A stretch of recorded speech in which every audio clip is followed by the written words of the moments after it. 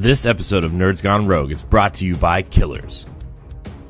All John ever wanted was to be normal, but the grisly murder of his parents when he was just a child left something terrible brewing inside him. John was a killer, a fact he'd accepted as he now lived on the streets, looking for a place he belonged in this world. On a night that seemed like fate, while on a train heading west, a stranger intervenes as John is on the verge of his most recent crime. His name is Professor James Conrad, and he asks John to come live with him and a group of young serial killers he has taken under his wing. Together they search for a purpose in their murderous ways. It isn't long after a new sadistic serial killer begins to terrorize Seattle, and throwing a wrench into all they are trying to accomplish. Time seems to be running out for the group to find the answers they are searching for. Where will they go? What is their purpose? And with the killing closing in, who will survive the night? Written by C. Benjamin Doyle, Killers is available now on Amazon and Amazon Kindle.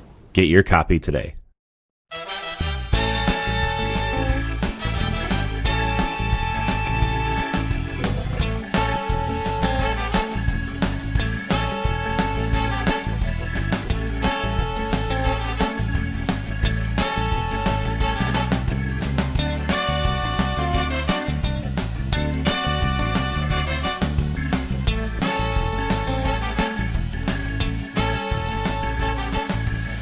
What's up, nerds? Welcome to Nintendo Power Block for April 17th, 2018.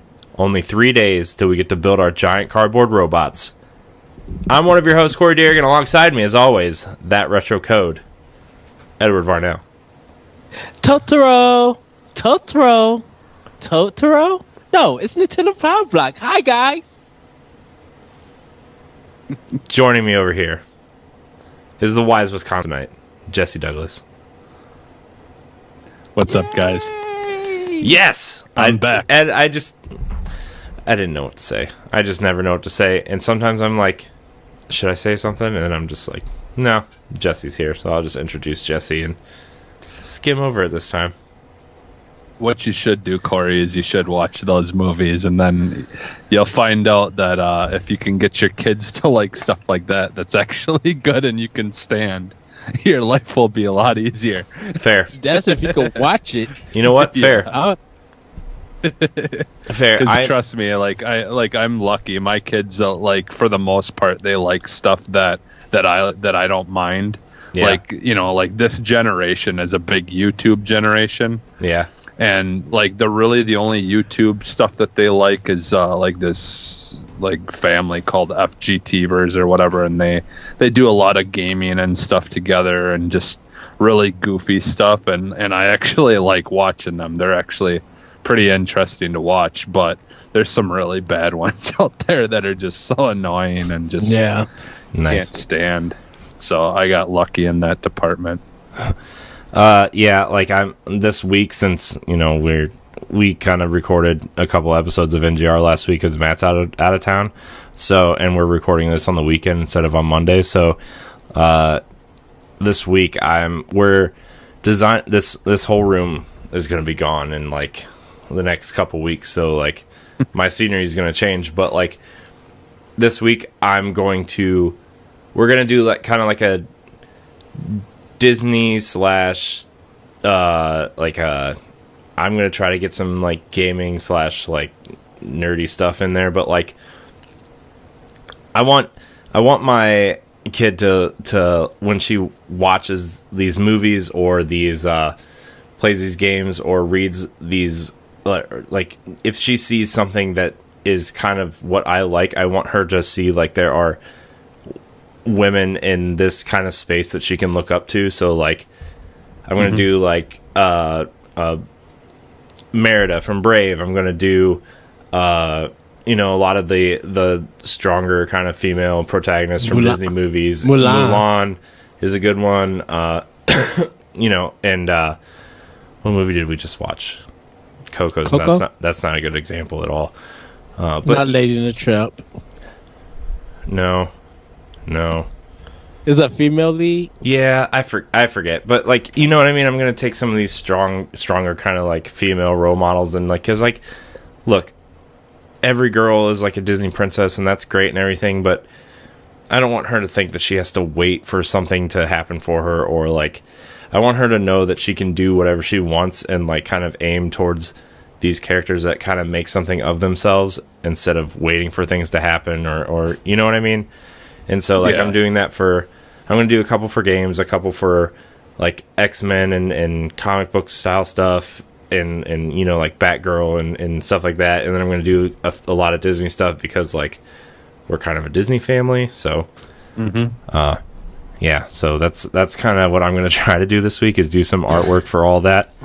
So I definitely watched a lot of Studio Ghibli's films because a lot of their movies are female protagonists, you know, starting out. And of course, one of the most recognizable ones, I said My Neighbor Totoro, it's a good one. But like Spirits Away is definitely a good one to kind of understand, you know, how a young person can handle with fear, but be brave enough to overcome it. You know, it's a really good movie and it deserved the Academy Award that it got. And I think you would kind of enjoy it. Yeah, Spirited Away is such an amazing movie.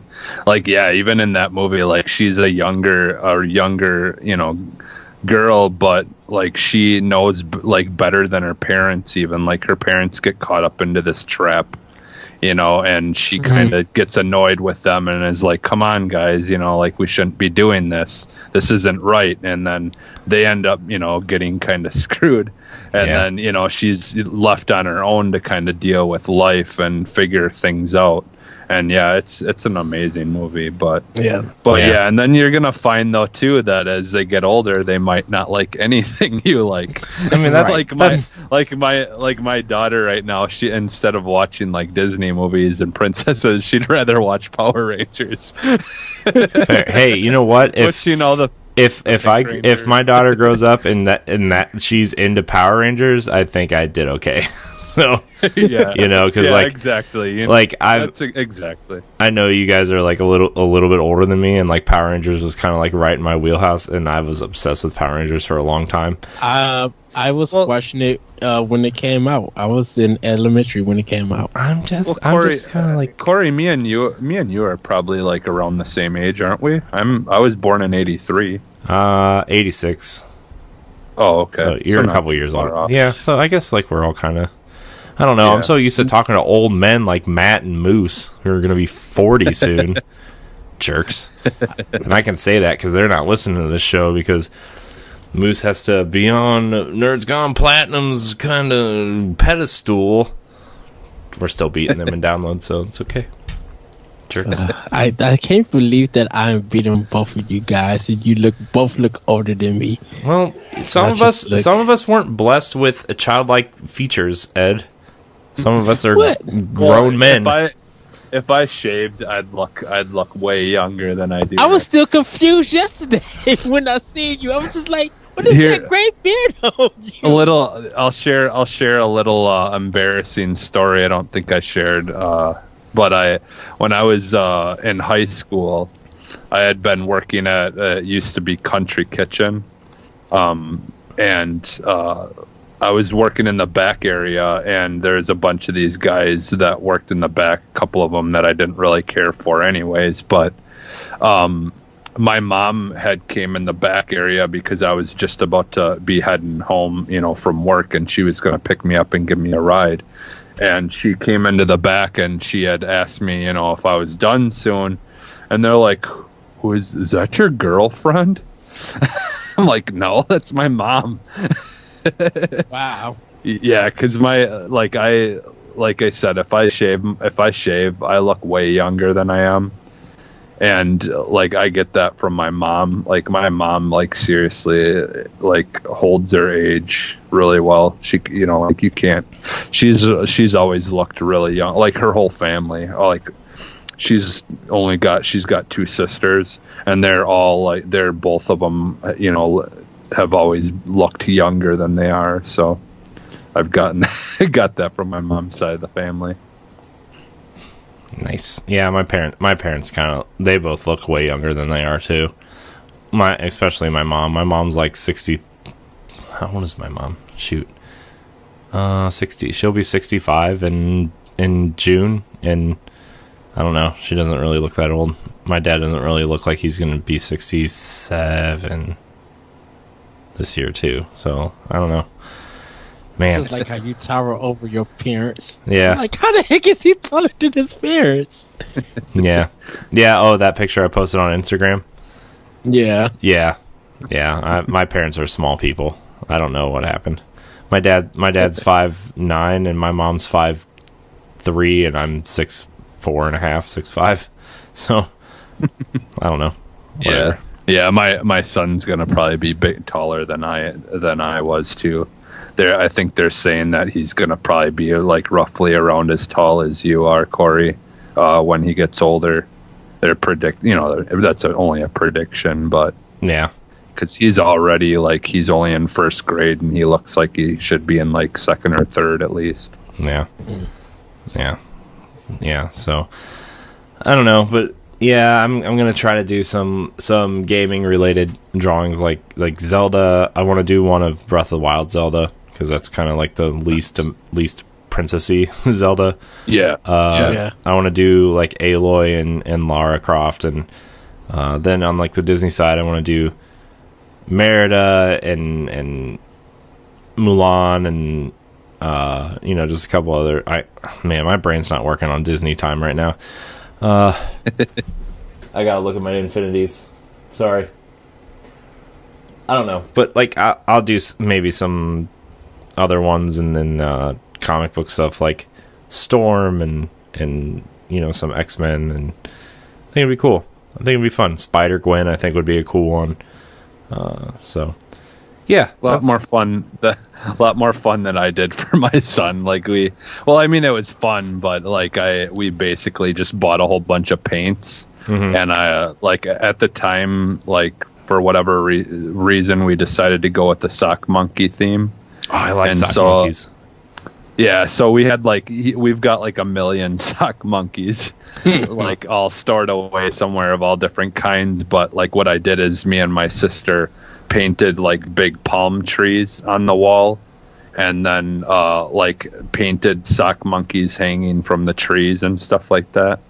So that was what we did in my son's. It was fun because I got to use my art skills a little bit, but yeah, it was took a little while because I wanted to put time in it and make sure I didn't screw up because you're painting. So yeah. Once again, I have no kids and don't plan on having none. Well, yeah, that's fine.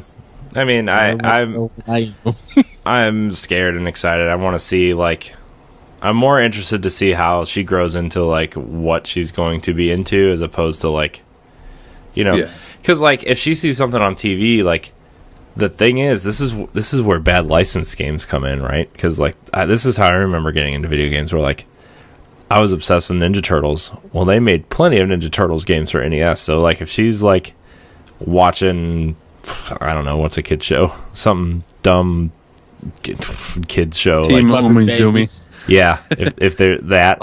If only we had Muppet Babies. Yeah. Muppet Babies. Sorry. So I'll just ease her into video games that way, and then maybe she'll learn to play better ones. So yep, that's the plan. That's the master plan. Right. Let's see how wacky it goes with that one.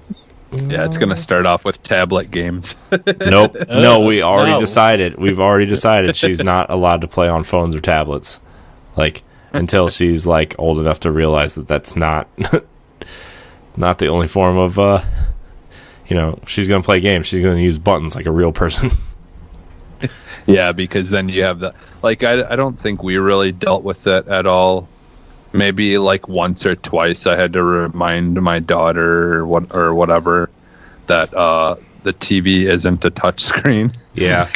And who knows, by the time your kids are old enough, it may be or no, nobody's touching my screens. Yeah, I know, exactly. That's the thing. Is it's all smudgy and stuff. It's the worst. Yeah. But yeah, there's those kind of issues that But I mean, the only thing about tablet games that's nice when they're younger is the math and the actual learning things are nice. Yeah. But because it's so much easier to get them, and there's easier access to getting that kind of stuff, and it doesn't really cost anything. Yeah. Because you can go and buy like flashcards and stuff like that, but a lot of the times all that schooling stuff they charge up the wazoo because they know they can. Yeah. Well, yeah. Welcome to Dadcast. Welcome to the Nintendads podcast.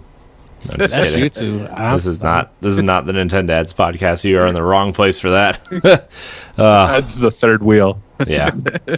So My gay self cannot see, Jesse, what it's going to turn into is going to turn into a sitcom where you and I are like pretending to be two gay dads, and Ed's our adopted son for insurance purposes. Oh man, why is your son older than you? Don't worry about it. Shut up. Yes. Oh man. Just if I have a boyfriend, but man. So I guess we can get into what we've been playing now that we're 16 minutes into the show. Jesse, we'll go with you first. What have you been playing besides murdering me with motorcycles in PUBG? Hold on, before you go, Jesse, before you say that, everybody watch that episode of Squad Goals when it comes out, and while I watched it, just set aside some time to play Yakety Sax from the Benny Hill show when it happened. Okay, go ahead and talk. We had some pretty epic deaths, like every one almost. Yeah, we had some pretty epic hiding out in a bedroom too, where we were like waiting for that guy to come in because we heard him running around outside, and then both of our weapons were set to single shot instead of auto. Yeah. We almost died. The next thing you know, I see a guy creeping outside the window, and he throws a grenade through the broken window in there and kills us all. It was hilarious. Oh, it was awesome. Like, that's the thing about that game is, like, even if you die, like, you don't get mad. You just have to laugh about it. It's because it's like, and the thing is, I just, like, after we stopped recording, I finally found out how, like, to use all the buttons and everything, because I still, like, we're still both like don't really know exactly what we're doing, and so, like, I finally found out how to look down sights, because when you're playing third person, like, everything's third person, but you can first person look down sights. Yeah. So I didn't really exactly know how to do that, so yeah, it's it's one of those things, like, you'll find out with our squad goals that we, like, every game is, like, has different controls and you don't know what you're doing. But yeah, I love that game though. Gosh, I'm so addicted to that game. Like, I liked when we were playing Fortnite, but I was like, I don't really know if this is a game that I can, like, play by myself. I like playing duos or squads or whatever. I actually prefer duos, like, just like you and me, like, playing through. Yeah. But, like, when we started playing PUBG, like, that gameplay loop, that deeper gameplay loop of, like, okay, we got to find a backpack. Okay, do you have a backpack? I found a level 2 backpack over here. Do you want it? No, I got one. And then going around the house and, like, hey, I found a vest over here. I already got one. And then there's all these attachments for the weapons and stuff. Like, that deeper gameplay loop, and then us getting in the vehicles and driving to the next area and whatever, like, moving to that next area and trying to avoid, like, the red circle areas where there's like bombs that drop in the red circle areas and it's not even part of, like, the enclosing circle. It's just a different circle that's being bombarded by bombs, and then, like, trying to avoid that. And Jesse, we were driving, and Jesse was like, we'll be fine. We're just driving on the edge of this red circle, and to our right, a bomb just drops and, like, misses us by, like, this much. yeah, it's that game is crazy. It's like always on the edge. Yeah, playing that last night, I was like, it's 4:30 and I want to keep playing, but I know if I don't go to bed now, I won't get up and have a normal day.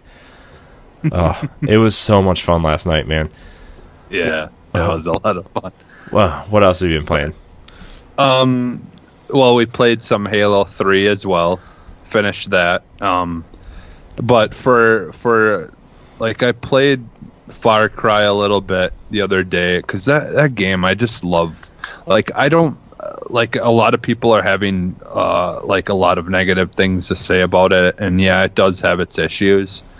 But I'm not playing it like caring about the story. I'm playing it like I play basically every other open world game, where I don't really care about the story. I just care about having fun and, like, what adventure I'm going to get into the next time I load it up. So I could care less, I couldn't care less, I should say, about the storyline. So I'm enjoying it for what it is. And, just going around, like, I could, like, some days I'll just start up the game and just care about hunting, and that's it, just to make some money or whatever. Go around with the bow and arrow and shoot animals to get hides or whatever. But yeah, that I played some Titanfall 2 today, just for whatever reason. I'm like, you know what? I haven't played this in like forever. I should play some Titanfall 2. So I fired that up, played that a little bit, and then on Switch, it's been a little while since I played Switch. I did play some Bayonetta a while back. The first one. I still haven't finished it yet, though. Bayonetta's really good. What else? I haven't. Yeah, I need to finish a bunch of Switch stuff. Yeah, I don't know what it was about the 360 version, but I just couldn't. I just did not like it. It seemed like the graphics just seemed so bad that, like, everything kind of like almost blurred together when you're in motion, and I couldn't tell, distinguish really much of anything from one another, like when a lot of stuff's going on. Like, I don't know, it just, like, I felt like your character was being lost kind of in everything, and it was hard to, like, really tell what I was doing at times. But, like, I don't know if it's because of the upgraded graphics or whatever that were on the newer version that came with the game, that it seemed better. I don't know. But yeah, I've been enjoying that. And then what else? I played and beat Bad Dudes in like 22 minutes. Why? Bad Dudes. Just because I don't have any like beat 'em up games on my Switch, and so I just got that because it was super cheap. Yeah, I know, but I don't know anything about it, so I just. That's why you need to get Sengoku 3. It's to beat 'em up. What else do you need to know? It's a Neo Geo beat 'em up. I didn't even know it existed or where, like, that's the thing. I don't really. I mean, I know that it existed because I've heard you talk about it recently, like on the podcast, but it's just always something I forget to go look into or whatever, or look at. How much is it? It's $7.99. Oh, okay. So it's like in the same vein where it's on the cheaper side. Yeah, okay. It's the Neo Geo game, so it's the arcade version. Okay. So. I think my problem is I'll be honest, I ignore a lot of that Neo Geo stuff, like all those like like arcade looking things, because I just, like, I don't know, I just ignore it. A lot of them only were playable at arcades because once the Neo Geo got like discontinued, you weren't really able to play those games. And don't forget, Neo Geo games back in the 90s used to cost $200. Yeah. So.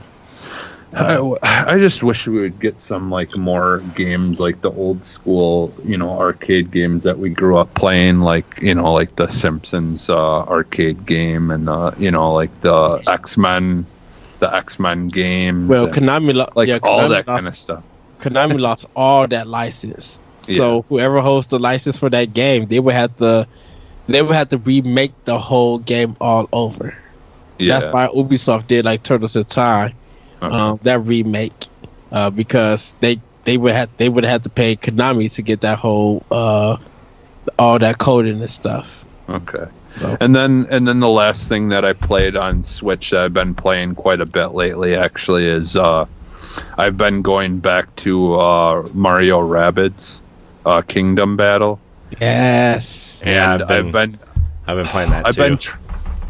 I've been trying to play the mushroom things, that are scattered all over the level. That that, and man, am I getting my ass kicked?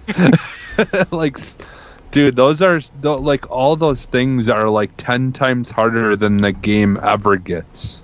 Yeah, it's insane how hard they are. I don't know what to do. I honestly don't know how to beat some of those, because there's impending doom no matter which direction you go. It's insane. I'd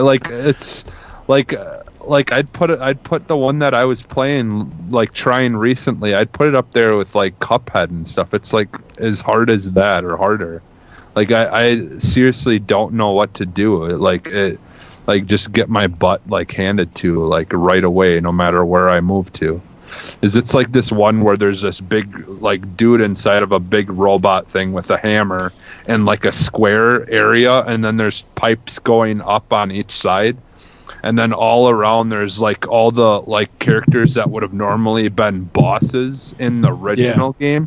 There's tons of those everywhere, so you're going against tons of bosses everywhere, and then you've got 4 or 5 chomper the chomper things or whatever, bouncing around, taking anything that gets close to them out.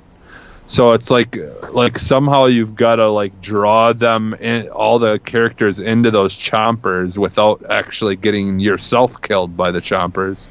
And you've got to take every single character out in so many turns.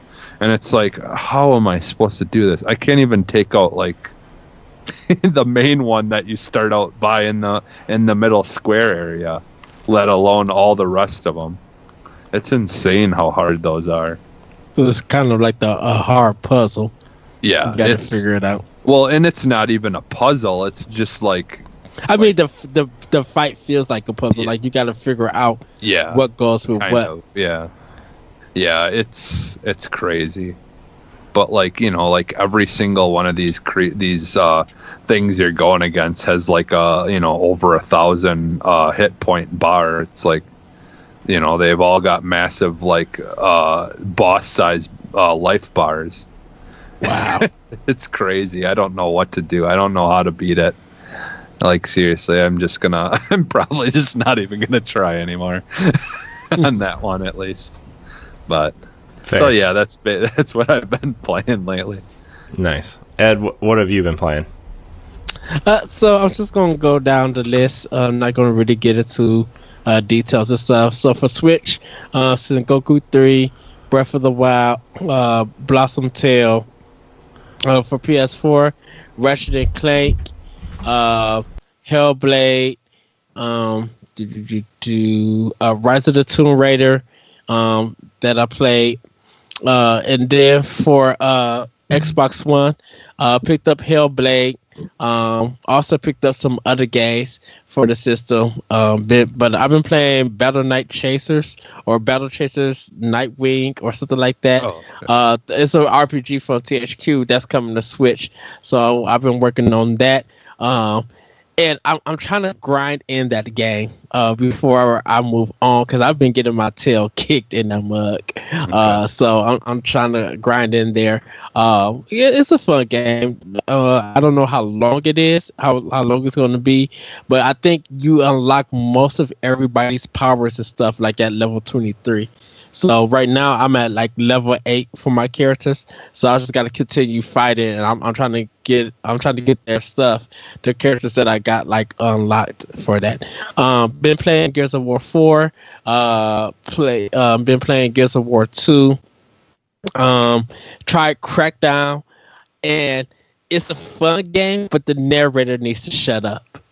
He just keeps talking. I'm like, dude, shut up. And it's kind of weird on how you just fall into enemies. It's kind of easier to get through it. It's just you lock on them, hold the right trigger button, and it just shoots and kills them, and then because it's auto aim, and then that's it. And it's just okay, there's not really a challenge in this game. So I only did one level, one mission. So hopefully to get further into that. But I'm like, that's pretty much what I've been playing. Well, Halo 3, I beat with Jesse and Corey. So this is actually, for me personally, it's my third Halo game that I beat. And it's weird because I did 5 first, 4 with you guys, and then 3 with you guys. So 1 and 2 are the only ones that I have left. Which 2 is, I can't believe that thing has 15 missions. I'm like, oh, this is going to be forever. Yeah. But I do have State of Decay, so I'm going to install in that, and hopefully me and Jesse can start some State of Decay before 2 comes out. I actually got 2 copies of State of Decay too, because when my job was closing, I took about 14. I took about like 19 games that we couldn't do nothing with them. We couldn't sell them or anything. So I took 19 of them. Be like, well, I got like 6 for PlayStation 4, and then like 13 for like Xbox One. And I'm just Nice. like, I showed Corey all these games. It's like, I have all of this stuff. I'm surprised you didn't. I'm surprised you didn't try to grab any like 3DS or Switch ones. No, all the good ones for Switch and 3DS were gone. Like, the last Switch games that somebody bought was Troll and I. Ooh. Oh, okay. Yeah, and not all the Switch games were part of the sale, so I just like whatever. But since SteamWorld Dig for Wii U was part of the sale, I was just like, yeah, I'll get this. So got SteamWorld Dig, and then I got that for PS4 also. Nice. But that's pretty much what I've been playing. Catching up on some games, trying to work on this backlog and everything. Oh, Ikaruga I played. Geometry Wars Evolve I played also. But I'll be getting back into a lot of my Switch because, like Breath of the Wild, I do want to finish. I want to start up Doom, and I kind of want to finish up a lot of the indie games that I got on my Switch before I start buying some new stuff for it. But yeah, that's what I've been playing and everything. Yeah, I actually did play State of Decay for a little bit the other day too. I forgot about that. Just I tried one of the newer the expansions that were added or whatever, where you like start out as some military chick or something like that. But does that game have an ending to it, or it's just? I honestly don't know because I've never beat it. I'm pretty sure it doesn't. I don't know. I don't know for sure, I guess, because like I like as much time as I put in that game, I really didn't get that far because I play open world games like to my own leisure. I don't really pay it too much attention to stuff, like that you're supposed to do. I usually just play them to have fun, like, and not really worry about progression or whatever. So unless I absolutely have to get like a certain gun that I want or something like that, that's fun. But otherwise I because like there's a whole like world building, and you've got to build your bases and like take over new bases and build them up, and I tried to get into that stuff, but I didn't really worry about it too much. So I don't really know, to be honest, if there's an ending. Oh, okay. Well, Corey, what you been playing? Well, I played a lot of PUBG with Jesse last night until like 4:30 in the morning. That was fun. I don't want to double dip because we haven't talked about this on Arsenal X yet, but like we finished the Halo 3 campaign, which was really fun. I've been playing a lot of stuff on the other consoles too, but for Nintendo, like I haven't really played a ton of Nintendo stuff except for Mario plus Rabbids Kingdom Battle. I've been trying. I want to finish that soon because like the Donkey Kong DLC is coming soon, and I want to play through that, especially with Tropical Freeze coming out. I'm really on like a weird I can't wait for Donkey Kong stuff kick, which is weird. So I've been playing some Mario Kart 8 for fun, just to like relax. Those are kind of the only 2 Switch games that I've been playing. Mario Kart 8 is really good. Like every time, like I know everybody knows that Mario Kart 8's good, but like sometimes I just forget how good that game is. and when you pop it in and you just play it for fun, like it's just so pretty and so just kind of perfect almost, you know. So Nice. it's just so much fun. It's weird that you said Mario Kart. I was cleaning my room up, and then I see my copy of Tokyo Mirage Session. I think I'm gonna go back to that. I've been in like an RPG field, so since I got a lot of downtime, I'm gonna put some work into that game. Yeah. Yeah, and I've kind of been in the mood to get into some racing. I actually almost downloaded the Formula One game that's on a Game Pass or whatever. There's nice. there's a couple of different kind of racing games on there. There's like the Rally 3 is on there, and one of the Formula One. Yeah. And I almost downloaded it, but I'm like, wait a minute, why am I doing this? I've had Burnout Paradise since day one release, and I've only played it that one day. You know, when it came out, I played it after it was done downloading, and I haven't touched it yet. So I really should go back and play that a little bit because I was looking forward to that. So I got the 360 copy for it. Yeah. Yeah, I actually was thinking about it because it's backwards compatible on Xbox One. So I was thinking about downloading it just to play it. What I don't know. Do you guys both have Mario Kart 8 for Switch, right? Yep. I don't. I have to buy it. Oh, you don't? Ed, I was thinking we could do a fun squad goals for Mario Kart. There's a way we can all play together, right? Yeah, I think so. I think you just have to do it online or whatever. Yeah, I think that'd be cool if we did a battle mode or something, or do a 8 race kind of Grand Prix style thing. Yeah, I think that'd be fun. I'll probably pick it up Friday. Well, you can do. Can you do where it's just the 3 of you racing, without computers? Yeah, I'm pretty sure you can do that. Because that would I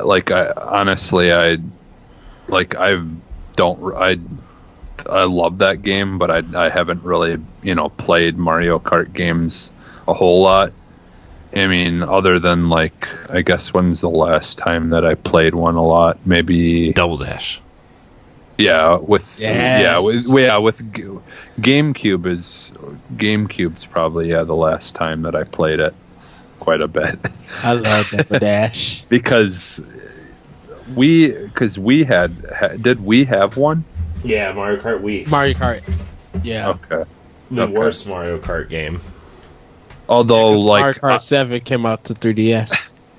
Yes. I love my GameCube. Yeah, it's sitting here on the floor play me. And I'm like, soon, buddy. Soon. Oh, my God. Speaking of controllers, they're I'm so tempted. It's $160 or something like that. But there's this dude who mods Dreamcast controllers and makes them wireless. Yeah. Mm-hmm. And you can have it where the there's a battery pack inside of it and there's a battery pack down where the second slot memory card slot would be or something like that. And so there's built-in memory into it, so you don't have to put a memory card into it. Mm-hmm. And then on top of it, though, if you do want to put the memory card into it, you can, the ones with the little screen, but you don't have to because there's a lot of memory in it, and basically all it is just for visual purposes to put the one in the top, because you can have it. He has it modded where it uses then the little mini screen on the memory card as a thing to tell you the life of the battery. Yeah. And then it also shows other display readout things that you can do that are that are part of the mod or whatever. Oh, nice. But it's really cool, and I just love the Dreamcast controller. Yeah. That Dreamcast controller, man. Yes. Dreamcast was a nice little system for a year and a half. Yeah. RIP. Okay, well, since we're now 39 minutes into the episode, we can get some news, I guess. I know we kind of talked about this a little bit last week, but this comes from Nintendo Life. Did Bethesda just tease Doom 2 for this year's E3? E3 is rapidly approaching, with 2 months separating us from some hopefully great gaming reveals, but one publisher that hasn't been building the hype for their latter half of this year is Doom and Skyrim Wonder Studio Bethesda, until now. In a conversation with DualShockers, Bethesda Softworks Senior Vice President and Marketing Pete Hines was asked about any potential news surrounding the company's presence at E3 and what fans could expect to see, aside from teasing, quote, a lot of new stuff. One phrase in particular has us wondering if there might be a little more than meets the eye. Quote, I couldn't give you any guesses as to what we're going to announce when those games will be out, but I will say we have a lot of new stuff to talk about at E3. Whether or not folks realize it, this is the hell on earth time for us at E3. We are in the midst of so much planning and the work for all of that content, but I'm really excited. In case you've missed the reference, describing E3 as hell on earth time for Bethesda could absolutely be a subtle nod towards the upcoming Doom sequel. The original series of id Software's Doom games released in the 90s saw a second release titled Doom 2 Hell on Earth launching for the MS-DOS shortly before arriving on the likes of PlayStation and Sega Saturn. So, I mean, he's a marketing guy. He's good with words. He can sneak it in there. Do you think we're going to get Doom 2 this year? It's about time. I think we'll get an announcement. I don't think it'll be out this year, though. I don't think it'll be out this year, but I think we'll get an announcement. Yeah. I don't think it'll be out for Switch. I think they're going to say that for a Nintendo Direct for next year. What if they announce Doom at Bethesda, and then it's also in Nintendo's E3? Well, I could see that actually happening. Honestly, with the the feedback and the praises that they got for the first one on Switch, I honestly don't think that they're gonna do the whole work on it for everyone else and then switch later. I think it would be in their best interest to try to have it out at the same time, as everyone else. I don't think that the thing about it is that Bethesda wouldn't be working on a Switch version. I don't think they'll have another company do a port of it. So that's why I say think it's going to be Panic Button. Like they would be dumb if they didn't ask Panic Button to do it. They already know the engine. They already know the software. They already know Doom. So, yeah. I mean, my guess, because unless Bethesda, if they do it for Switch, the Bethesda will have to build it from the ground up. Yeah. But I think if Doom is announced, it'll come out probably May 2019. Mm-hmm. I think that's when Doom originally released was in May, right? Was it May or March? Yeah. It was March. Yeah. Okay. Yeah, it was March. Okay, so I bet it'll be released around the same time, because they're not going to want to put Doom up against Call of Duty, Destiny, Red Dead, whatever else Nintendo's got coming out this year. Presumably, Ubisoft has a few things up their sleeve for this fall. So, yeah.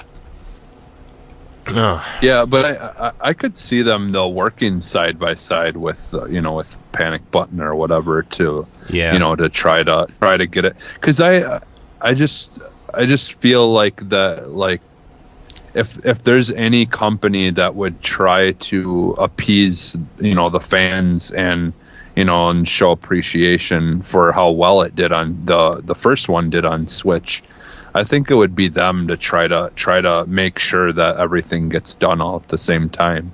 Yeah. And didn't we hear in the past too that whatever system that they use for making games is like one of the easiest to port to Nintendo? I thought the way that they whatever programs or whatever they use to make their games is like really like fluid to be able to mix between systems or whatever. I think that was the case for Wolfenstein. Okay. I think they had to work to make it that way. For Doom, Yeah. I think they went and kind of like reverse engineered the engine. Okay. And then for Doom, I think Panic Button. That's why it took so long for Doom to come to Switch. Is like I think it took them about a year. They said to port it, but now they kind of reverse engineered the engine to run on Switch, and now they're able to like do that faster with Wolfenstein, or like use the engine that they've kind of built for Switch to put Wolfenstein in there. So, because Wolfenstein's running on the same engine as Switch, or as Doom. So Doom. Yeah. So Okay. all right. So we talked about this a little bit as an expansion pack episode that's coming up soon, and we kind of went in on that on this. But Minecraft Switch now has Xbox achievements, so you can go in and play your Xbox game on your Switch because it's cross-platform. But you can also now earn achievements for your Xbox Live account on the Switch version of Minecraft. And Ed and I were talking about this. What if this is kind of Microsoft testing the waters to put some of their smaller IP on Switch and kind of utilize the Switch as the, kind of like their handheld without them actually having to do the research and development and wasting resources on making their own handheld? What if they kind of developed a partnership with Nintendo where like, hey, we're making a new Banjo game, it's coming to Xbox One and Switch, or Super Lucky's Tales, which was another one that we didn't even talk about, Ed, or Ori and the Will of the Wisps, or what if we make a new Battletoads game? It could be on Switch. So Minecraft has Xbox achievements. Is there something more in the works here, do you guys think? I don't know. Like touching on like what you guys said, like with the fact that Microsoft right now owns Rare, and Rare being something that was a very, very big thing on old school Nintendo.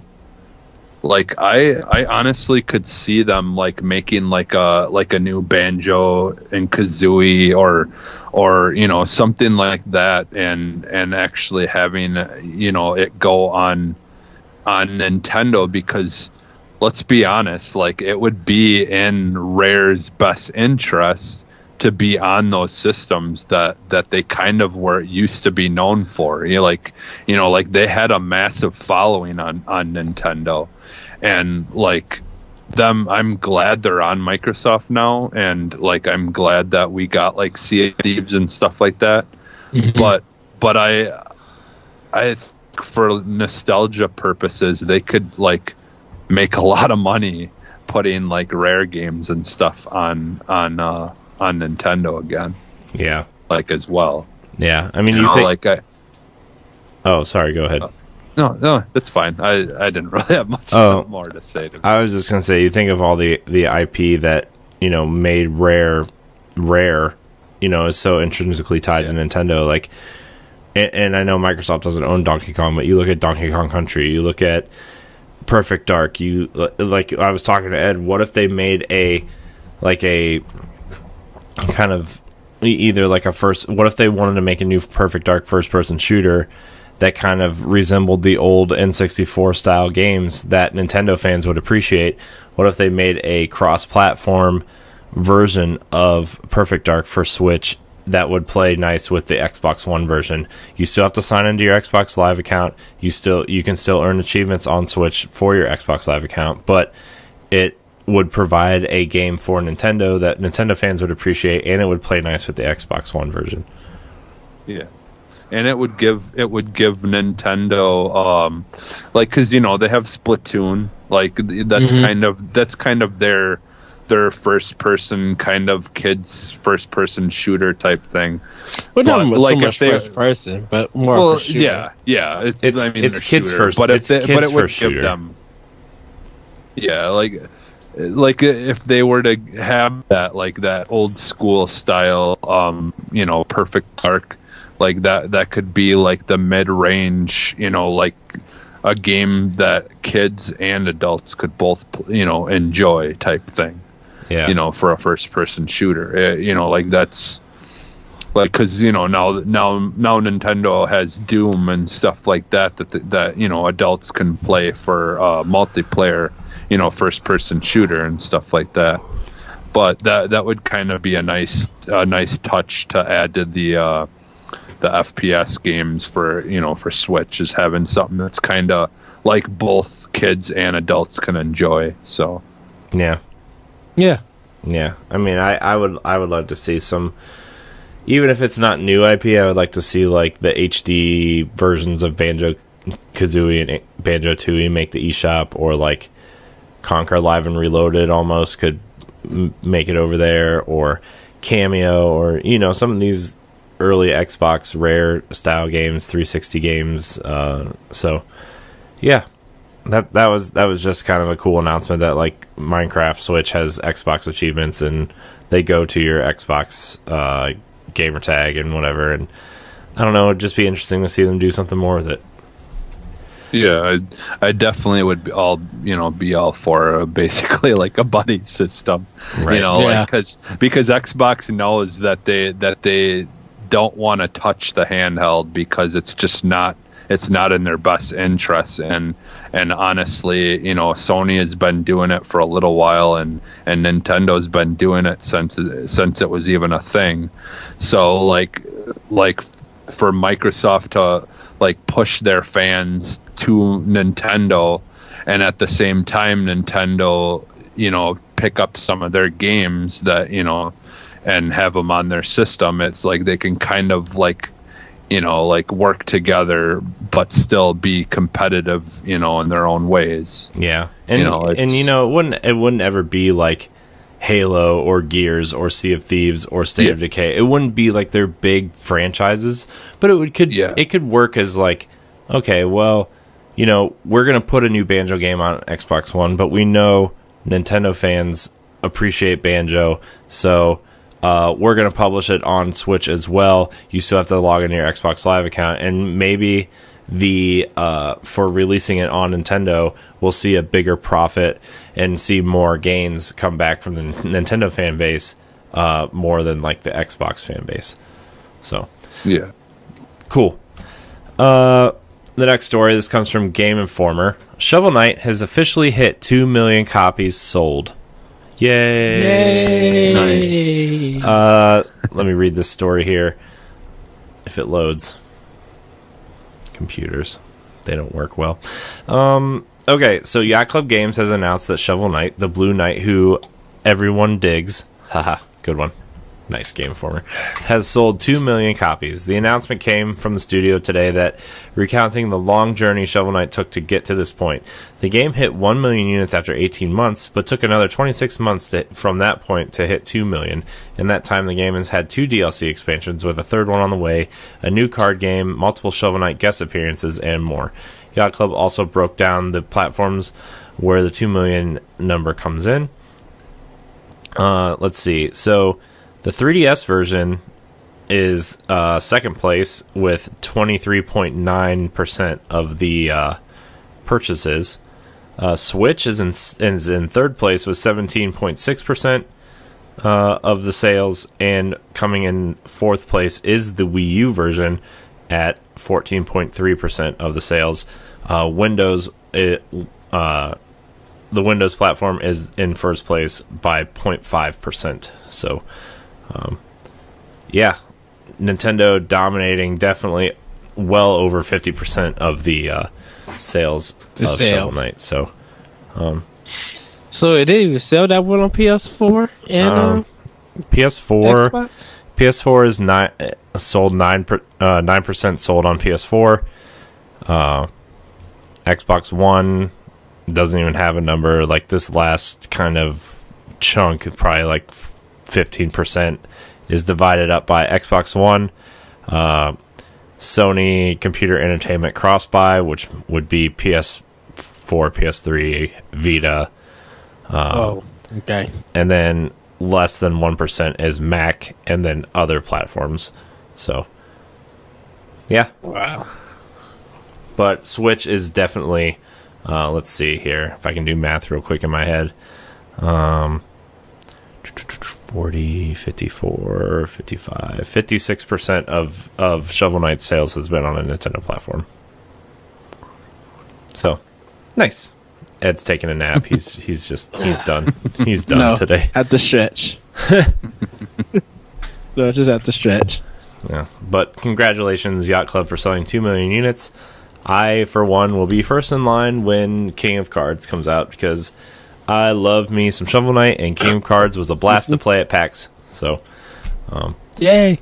Yeah, I've been wanting to get it. I haven't yet. I've just kind of been holding off for the full, everything to come out, and then I might end up hopefully getting it physical.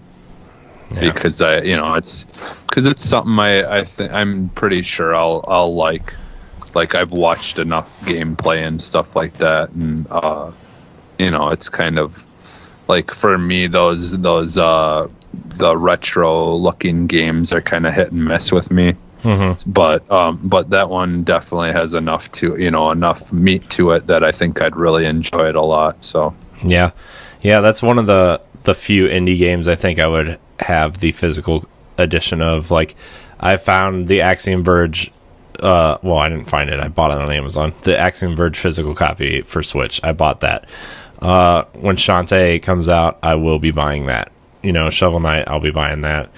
There's a few others. Like, when SteamWorld Dig 2 comes out, I'll probably be buying that too. So, I mean, the indie physical copies are kind of few and far between, but there's a few standout ones that I would definitely buy the physical. Super Meat Boy is another one I would totally buy. Whoops. The physical copy for. So, yeah. Yeah. Man, I'm still like looking forward to Octopath Traveler and stuff too. Yeah. I can't wait for that game. Awesome. That game's gonna be awesome. Yes. The last news story here that we're gonna cover today, at least, because there's a few other ones, but I know we've still got Arsenal X, and we don't want to double dip on a lot of these stories because some of them are both. So, Iconoclast is officially coming to Switch with new difficulty options and a boss rush mode. Told you, Ed. I told you this game was going to come to Switch, and I know you don't want it to, and I don't know why you don't want it to, but it's coming. You're welcome. I wanted to get some love on PlayStation, and it seems that it didn't get. Give them that. It seems that it didn't get that much love on PlayStation. So I think once it gets to Switch, I think there's going to be huge jump in sales for this game. Yeah, I can't wait for this game, man. It looks so cool. Have you seen this game, Jesse? No, I don't think I have. Yeah. Take a look at it. It's really cool. Yeah, and I know you a person who. It deals a little bit with religion, but you have to play the game to understand how they treat it. It's really, really good. It is. I can't wait to play this game. What's the full title of it? Iconoclast. Yeah. Oh, okay. And there's no like an edit edition. Mm-mm. It's described as an excellent Metroid-inspired platformer. So, thank you for using Metroid. I know I've heard of it like a million times, but there's just there's a lot of games that I've heard of, and I just haven't. There's just so many games to try to keep up with sometimes, and I just don't have the free time to go online and just look everything up. I just stopped keeping up. I just wait for Ed to tell me what indie games are good, and I'm like, sure, I believe you. I mean, this one it came out around the time Celeste came out, and like it didn't get that much buzz because like Celeste with its ratings, with its reviews and stuff and getting good ratings, kind of overshadow it. But I'm like, it's a really, really great game, man. I just didn't want to come to Switch because I wanted a lot of people to actually see it on PlayStation 4 and see that how great this game is, and it's just didn't really. I don't think it's going to get that much buzz. I think once it touches Switch, it's going to get more sales in it. Yeah. Yeah, because I know I've heard you talk about you've been playing it or whatever. Yeah, I finished it. Yeah, so Yeah. yeah, because I do remember coming out around that they had the same time as the Celeste or whatever, but Yeah. I've just been so pumped for Lightfall.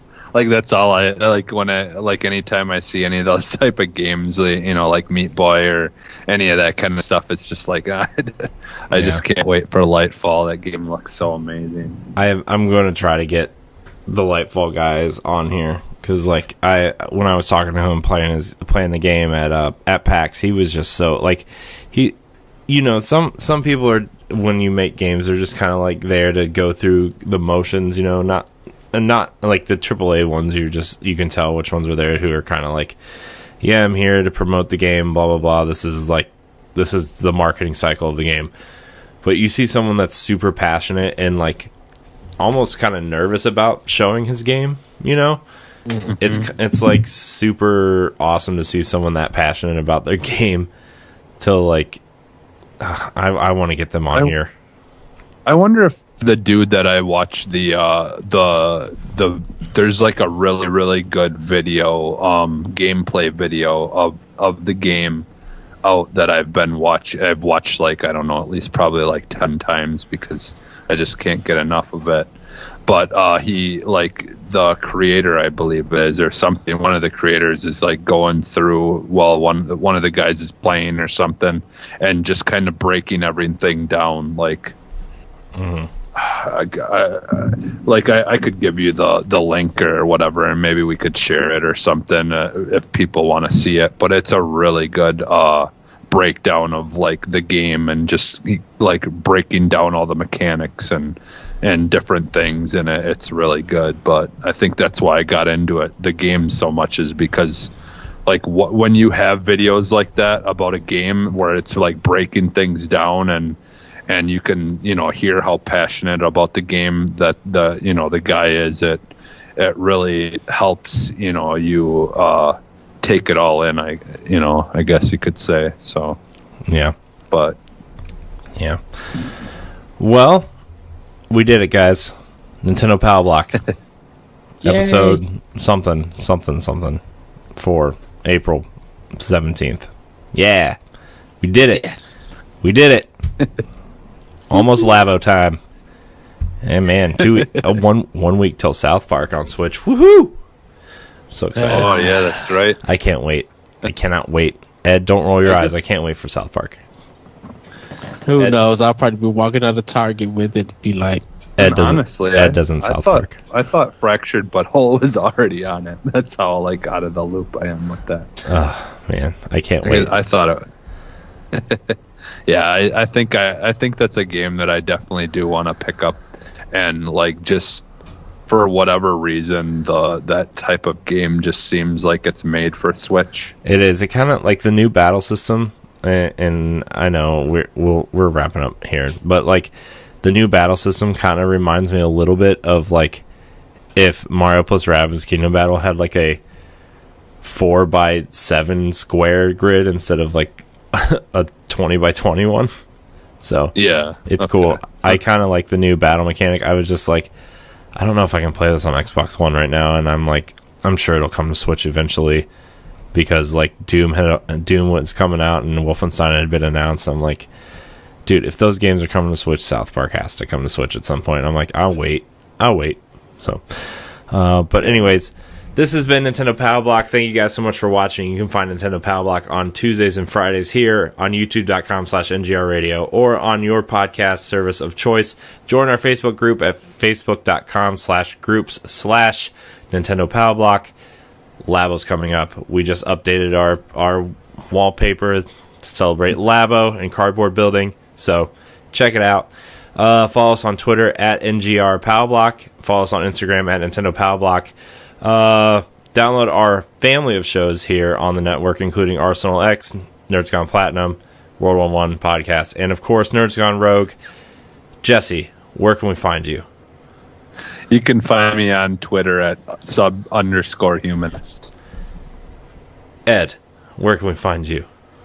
You guys can find me on Twitter at @RetroCode, and you can find Optional Opinion on SoundCloud, iTunes, Google Play, TuneIn, and other podcast apps. Yeah, and you can find me at Corey and HD on Twitter and Instagram. You can also find me on the various other shows on the network. Check out Pod and Play Season 3. We've got a couple more episodes, Pod and Play Season 2. Pod and Play Season 2. Season 2, man, we're already in pre-production for Season 3, so, like, Yes. sorry. Jesse, we need to talk to you about coming on some of the Xbox episodes, too, by the way. Check out Pod and Play. Check out Squad Goals. We've put a lot of hard work into those shows specifically. Check out Trophy Hunters from Nerds Gone Platinum. Some reason they keep playing Tony Hawk. I'm really confused. I need to talk to Jason, see if he's taking some pills. I don't know. Yeah, we've put a lot of work into these Let's Play shows, and we're pretty proud of them. We have an indie one coming up soon, so check that out. Anyways, thank you guys so much for watching, and until Friday, we love you. Bye, everybody. Woo-hoo. I'm gonna win. Oh, jeez.